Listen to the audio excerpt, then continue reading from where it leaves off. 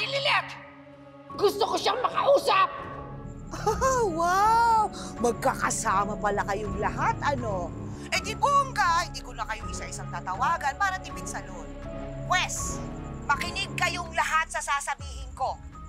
Kung gusto nyo pang makita si Attorney Lilet at si Attorney Meredith, tutubusin nyo silang dalawa ng tig 2 milyon. Are you serious? Hindi madaling mag-produce ng ganung kalaking halaga. Oh, come on, Attorney Era. Huwag na tayong maglokohan. Alam naman namin na mayaman ang pamilya nyo. Bariya lang naman tong hinihingi namin sa inyo. Sally! Paano naman kami? Mahirap lang ang pamilya ko. Saan kami kukuha ng 2 milyon? Hindi ba asset yung Attorney Lilet na yan sa kumpanya nila? Adi kausapin niyo yung mga boss. Humingi kayo ng tulong, I'm sure. Hindi nila hahayaang mawala ang pinakamagaling nilang abogado, di ba? Sige. Gagawa namin ang paraan yung request mo. Pero siguraduhin mo na hindi mo sasaktan si Lilet at si Attorney Meredith. Mabuti naman. Bibigyan namin kayo hanggang bukas para makapag-hikom ng pera. Pero pakatandaan, siguraduhin nyo lang na aabot kayo sa deadline. Kung hindi, dead ball tong 2 to. At huwag kayong magkakamaling humingi ng tulong sa mga pulis.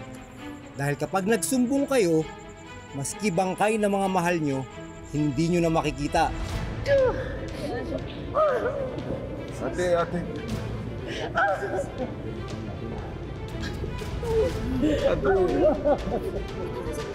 Dito sa upuan.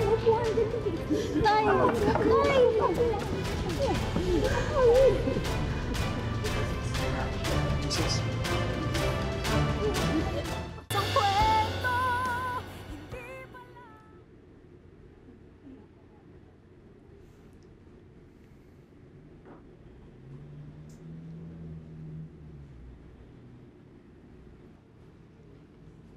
Oh!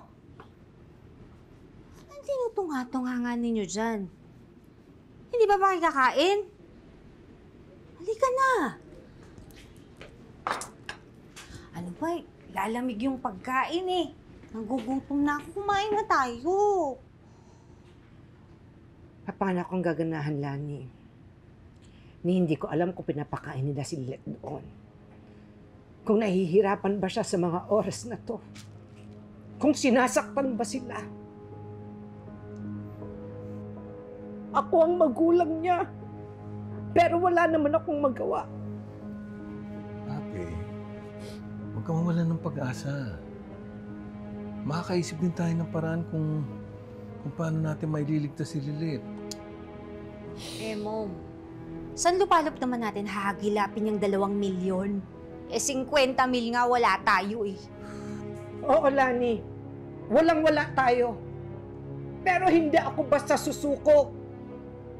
Kahit lumuhod ako at mamalimos, hindi ako titigil hanggat hindi ko nakukuha ang anak ko.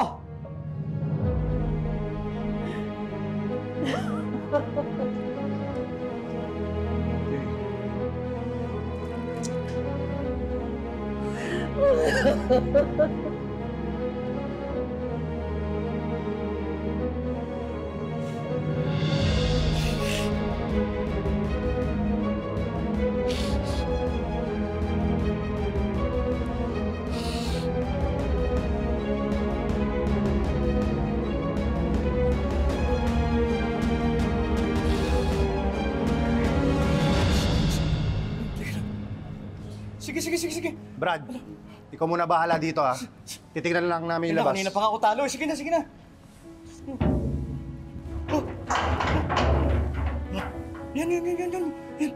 Oh. Yan pa. Malapit na manalo. Malapit na kita matatalo. Yan.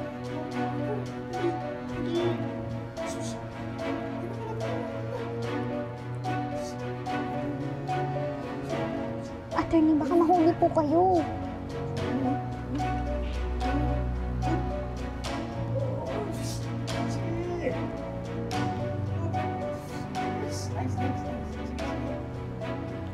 Akala nyo matatakasan nyo ako, ha? Sige!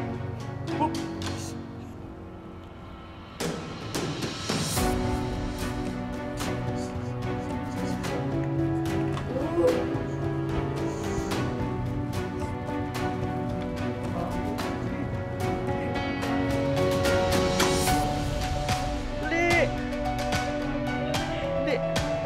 Dali! Yan. Oops! Dali! Sige!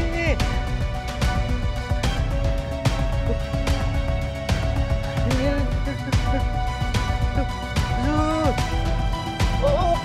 Ano?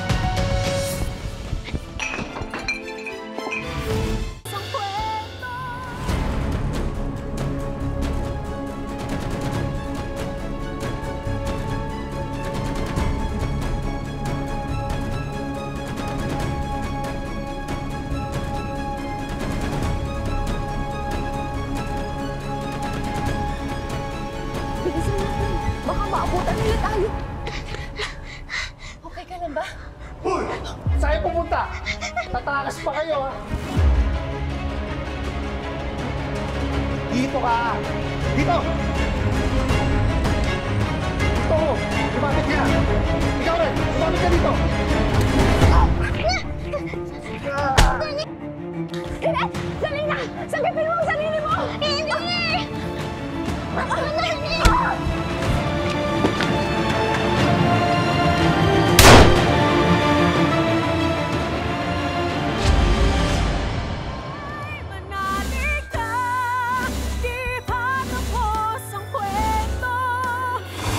I have access sa trust fund ko. I can use it as ransom payment para ma-save si Matty. I don't think it's a good idea to concede to the kidnapper's ransom. Walang kasiguraduhan kahit magbayad tayo ng ransom na hindi saktan ng mga kidnappers Maki mo at si Lilith. So what are you trying to say? Even if I wanted to save Lilith, my first responsibility is to buy law firm. Pasensya na po kayo. Wala talaga kang perang maipahihiram sa'yo. Ano pong gagawin natin, Tita Sis? Isa na lang yung solusyon. Kung gusto mo talagang mabawi si Lynette sa kamay ng mga kidnappers na yon, pwede ko namang tulungan ka.